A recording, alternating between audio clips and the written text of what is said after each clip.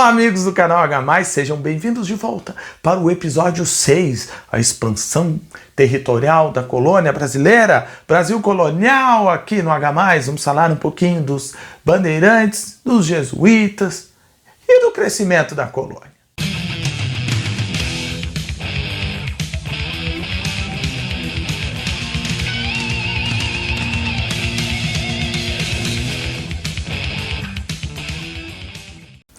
Gente, eu deixei escapar na aula sobre escravidão, mas eu escrevi nos créditos sobre a relação da escravidão indígena e dos jesuítas. Mas o negócio é o seguinte: em 1634, um padre chamado Inácio de Loyola, nome completo aqui, acabou fundando a Companhia de Jesus. Os jesuítas, uma congregação da Igreja Católica destinada à catequização dos índios na América. É que a Igreja Católica estava passando por algumas dificuldades. A gente teve a Reforma Protestante e aí o número de fiéis católicos começou a diminuir. A Igreja se desespera, faz uma contra-reforma, uma série de medidas. Entre estas é catequizar o índio. O africano, eles não tentam porque grande parte dos africanos pertenciam à religião islâmica. E aí os católicos sabem como é que é, né? Não gostam dos islâmicos, aquela velha história, aquele tempo, então eles nem vão tentar catequizar os africanos. Eles vão tentar catequizar os índios, que na visão deles não tinha rei, não tinha lei, não tinha Deus. Eram ingênuos. A verdade é que, claro, os índios não eram ingênuos, né? Mas se a gente cai naquele conto que a escravidão indígena acaba em grande parte por pressão da igreja. Mas não é. A gente sabe que o que domina o interesse pela escravidão é o mercado, a economia. A igreja, claro que gosta e apoia o fim da escravidão indígena. Mas não necessariamente ela é o grande motor que faz com que a escravidão indígena termine no Brasil. Por isso eu nem citei os jesuítas na aula sobre escravidão indígena aqui no card 4, escravidão no Brasil colonial. A chegada dos jesuítas no Brasil acontece em 1549, quando Manuel de Nóbrega chega junto com Tomé de Souza, nosso primeiro governador geral. Ele gosta tanto dos índios que Manuel de Nóbrega fala: meu Deus, parecem uns cachorros selvagens. Mas tá tranquilo. A estratégia jesuítica é a seguinte: se constrói um colégio, um centro, né, um núcleo colonial em tal região, e aí a gente vai atrás dos índios para tentar catequizá-los. As crianças são mais fáceis, os velhos são mais resistentes. Então toda a estratégia de catequização gira ao redor dos mais jovens. Era convencimento, podia ser pela força também. Não estou dizendo que o jesuíta chegava lá mansinho: oi, tudo bom? Eu vim catequizá-lo. Às vezes era por força, né? Usando outras tribos, usando outras formas, né, de impor a sua religião para os índios. A questão era: vamos catequizar, esses índios vão ter que virar cristãos, católicos, é claro, de uma forma ou outra. Muitos jesuítas morriam também. Esses missionários atravessavam matas que eles nem conheciam, muitas vezes só com uma Bíblia na mão, caíam em alguns buracos, eram envenenados, morriam de sede, morriam desnutridos, ou a tribo matava eles, depende, né? Mas eles morriam, sim, era uma travessia bem perigosa. É claro que era a fé que movia esses missionários. A estratégia era, a partir desse colégio, ir até as tribos, cooptá-las, chamá-las, né? Ou criar uma redução, uma grande redução ali, um grande local de convívio onde eles iriam catequizar, ensinar a ler, escrever, a produção agrícola também, ensinar a plantar, ensinar a criar animais, ensinar os modos de vida católicos existentes na Europa para esses índios se civilizarem, fazerem parte. A única coisa que os índios não aceitaram era a troca do idioma, tá? Por isso que o Paraguai, onde teve várias missões espanholas, até hoje fala o Guarani, tem o Guarani como língua materna também, porque eles não admitiram trocar o Guarani pelo espanhol. Hoje eles sabem as duas. Aliás, um desses primeiros colégios jesuítas fundados aqui era São Paulo de Piratininga, que foi o núcleo colonial responsável pela fundação da cidade de São Paulo. Olha só que legal. Sai através dos jesuítas. Graças aos jesuítas, a gente tem uma exploração maior do território brasileiro. Os jesuítas vão entrando e conquistando novos lugares. Eles vão explorando novos lugares que talvez os portugueses não tivessem interesse por causa da sua economia. Um outro grupo ajudou a aumentar ainda mais esse território português, colonial português na América. São os bandeirantes, gente. Já ouviram falar? Não é a TV Bandeirantes de São Paulo.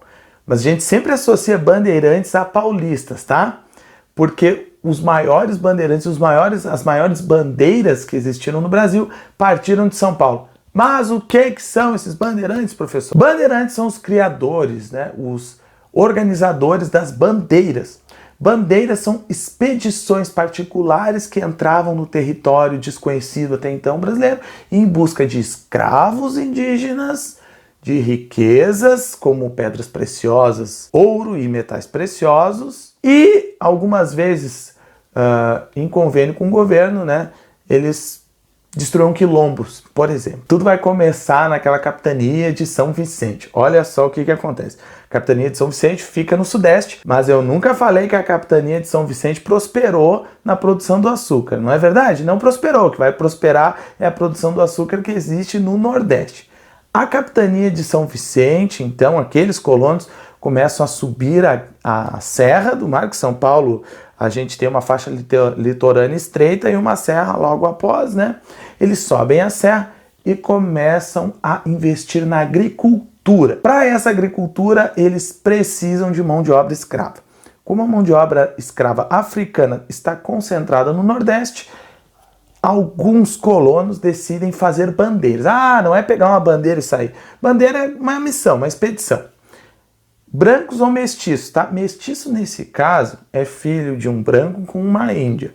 Eles tinham um termo bem nada a ver, chamado mameluco, né? Mas a gente vai colocar nesse tempo... Eu não gosto nem de falar mestiço, branco, negro, não tem raça, mas nesse tempo a gente tem que pontuar dessa maneira para nós sabermos que eram classes diferentes, classes sociais distintas. Brancos, paulistas, colonos, né?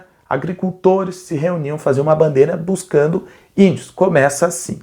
Então eles são conhecidos como bandeirantes porque eles fazem essa bandeira. É tipo levantar uma bandeira em busca de escravos indígenas.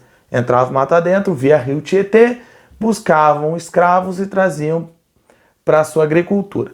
Nós temos uma porção pequena de brancos, um pouquinho maior de mestiços e 90% da expedição que eram índios aliados. Porque o índio podia não ter boa fama para plantar, mas para a guerra ele curtia bastante. O índio era muito... O homem, né? Perdão. Ele era muito voltado para a guerra. Então, geralmente, eles faziam parte dessas bandeiras. Esqueçam um bandeirante com aquela roupinha de aço, um trabucão, umas botas compridas, um chapelão. Ele é bem mais rústico. Ele anda de pé descalço, por exemplo. Ele usa até uma blusa de couro para evitar algumas flechadas, mas as técnicas que os bandeirantes usam são as mesmas dos índios. Eles aprenderam, tá? Eles convivem com os índios ali. E grande parte, o grosso dessas tropas são feitas de índios, de tribos rivais. Geralmente os tamoios ou os tupiniquins, que depois de um tempo começaram, né, a trabalhar junto com esses colonos.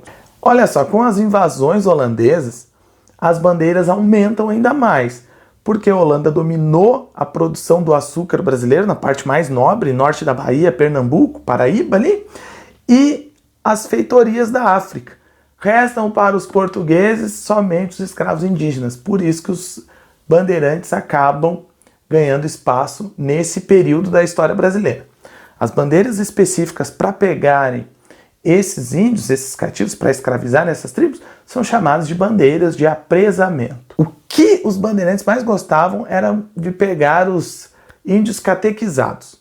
Como assim, prof? O jesuíta ia lá, ensinava toda a cultura cristã e europeia para o índio, ensinava a língua, o bandeirante ia lá, destruía a redução, matava o jesuíta, mandava embora e capturava aquele índio, porque aquele índio era bem valorizado pelos produtores. Era um índio já civilizado, sabia plantar, sabia falar o idioma e era cristão.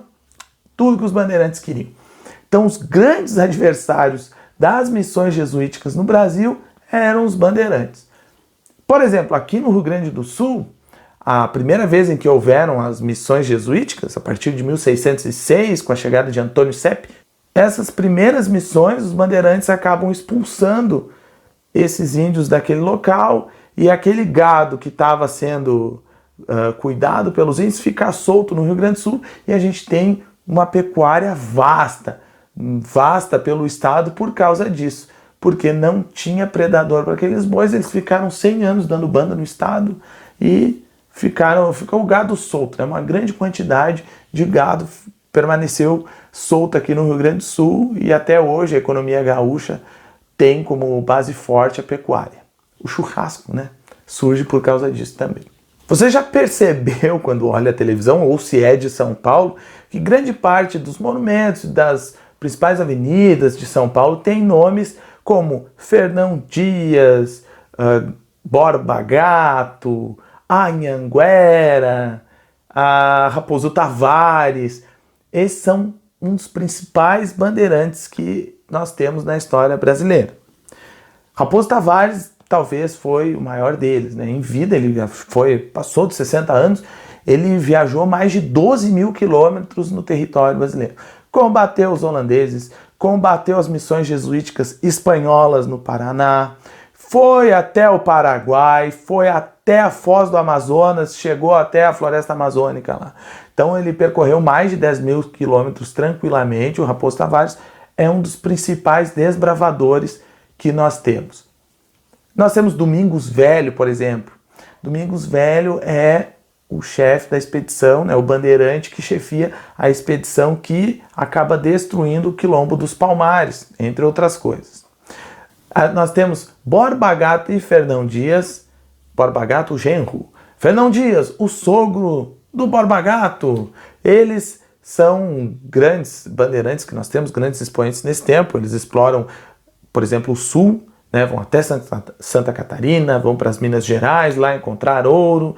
Eles fazem diversas expedições pelo Brasil. São dois personagens muito importantes. O Anhanguera é o nome dado ao bandeirante, que eu vou colocar o nome aqui, ó, porque eu fiquei com a Anhanguera na cabeça, eu acho que eu me esqueci do nome do tio lá. Anhanguera quer dizer diabo velho, é um nome tupi, porque o Anhanguera era meio ruim quando ele queria que um índio dissesse para ele onde estão essas pedras preciosas, onde está esse ouro aí. Ele usava uns métodos meio cruéis, então os tupis acabaram, né, chamando de Anhanguera este bandeirante. No momento da história se pensou um bandeirante como um grande herói, como alguém que lutou pela democracia, pela liberdade, mas não tem nada disso, tá? O bandeirante, ele surge numa sociedade menos estratificada do que a nordestina. Por exemplo, no Nordeste nós temos aquela relação casa grande e senzala, que é a relação do senhor, do grande proprietário, né?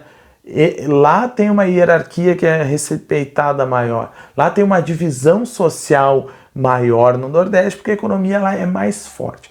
Como no Sudeste nós não temos essa força econômica, é claro que as divisões sociais se confundem muitas vezes. E isso foi utilizado por alguns historiadores paulistas durante a década de 20 até a década de 50 para relacionar o bandeirismo, né, os bandeirantes, à democracia. Mas não tem nada a ver. Aliás, os bandeirantes, eles tiveram ações muito negativas, porque eles dizimaram diversas tribos, né, e destruíram diversas reduções indígenas. Tem os seus pontos positivos de explorar o território brasileiro, de achar os metais preciosos, que vai ser o nosso próximo bloco na matéria. Tem de aumentar a colônia portuguesa no Brasil, expandir mais além do Tratado de Tordesilhas. Sim, os bandeirantes têm esse mérito, mas tem o demérito de ter usado a violência contra os índios, contra as tribos nas quais eles viviam. Muito obrigado, gente, por mais esse episódio. Então, até mais!